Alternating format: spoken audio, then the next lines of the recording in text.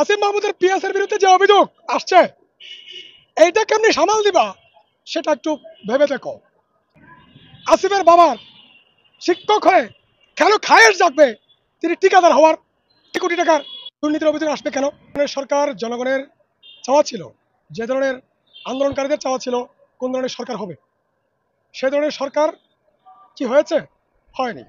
Doctor Yunus সাহেব সবার সম্মানিত জন হলেও তিনি মন্ত্রী পরিষদে, উপদেষ্টা পরিষদে এমন লোকজন নিয়ে সরকার গঠন করলেন, এর ফল আপনারা দেখতে পাচ্ছেন।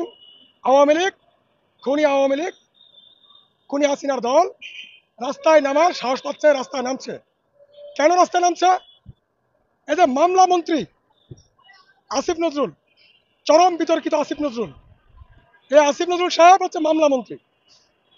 এই যে 16 বছর ধরে বিরোধী দলের উপরে আওয়ামী লীগ, খুনি হাসিনা যে মিথ্যা মামলাগুলো দিয়ে 16 বছর ক্ষমতাকে কুক্ষিগত করেছিল, ফেসিবাদ কায়েম করেছিল, সেই মামলাগুলোর কি অবস্থা? সেই মামলাগুলো, বিরোধী দলের মামলাগুলো, অনেক নেতা কর্মী বলছেন যে আমাদের মামলাগুলো প্রত্যাহার এখনো হয় না। তাহলে মামলাগুলো কেন প্রত্যাহার হয় নাই সেটার জবাবদিহিতা কে দিবে? মামলা মন্ত্রী, আইনমন্ত্রী বলে লাভ নাই, এটা হলো মামলা মন্ত্রী। এই মামলা মন্ত্রী আসিফ নজরুল দিবে, ঠিক না?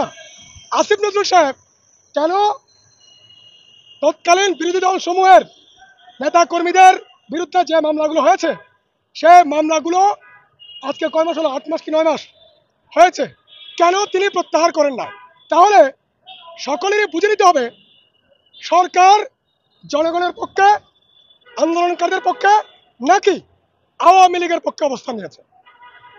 আওয়ামী লীগের নানা কর্মকাণ্ড, সরকারের নানা কর্মকাণ্ড প্রমাণ করে এই সরকার আওয়ামী লীগের বি টিম হিসেবে কাজ করছে, আওয়ামী লীগকে রক্ষার জন্য কাজ করছে। এই যে দেখেন 626 জন না 636 জন যাদেরকে ছেড়ে দেওয়া হয়েছে, তাদেরকে দেশে ফিরত আনার জন্য সরকার এই 9 মাসে কোনো ভূমিকা পালন করেছে কিনা? মামলা মন্ত্রী আসিফ নজরুল, ডক্টর ইউনূস সাহেব কোনো ভূমিকা পালন করেছেন কিনা?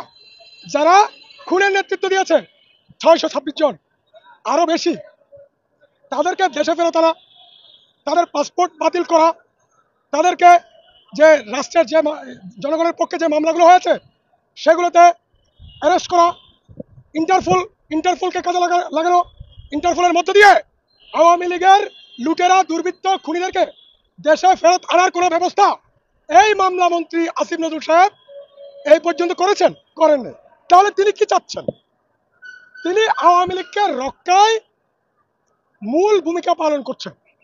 আওয়ামী লীগের রক্ষা কবচ হিসেবে আসিফ নজরুল সাহেব ভূমিকা পালন করছেন। তাহলে আমরা যারা, আমাদের নেতাকর্মীরা জনগণের মধ্যে 16 বছরের আন্দোলনে, 24-এর গণঅভ্যুত্থানে আগে যারা মামলা খেয়েছে, তাদের মামলা প্রত্যাহার না করার মধ্য দিয়ে, খুনিদের, পলাতক খুনিদের সম্পত্তি বাজেয়াপ্ত না করার মধ্য দিয়ে, তাদেরকে দেশে ফিরে না আনার মধ্য দিয়ে আসিফ নজরুল কি প্রমাণ করেননি আসিফ নজরুল শুধু ভারতের লোক না, আসিফ নজরুল নিজেই আওয়ামী লীগের লোক। আওয়ামী লীগের লোক দিয়ে ডক্টর ইউনূস সাহেব আপনি সরকার চালাবেন, আপনি ব্যর্থ হবেন, সেই দায় আমরা আন্দোলনকারী এবং জনগণ কেন নিব? আমরা এই দায়িত্ব নিব না। আমরা যারা আন্দোলন সংগ্রামের নেতৃত্ব দিয়েছি, আমরা সে দায়িত্ব নিব। সিনিয়র বিচার না হওয়া পর্যন্ত এনসিপি কিসে যাবে না, ভোটে যাবে না।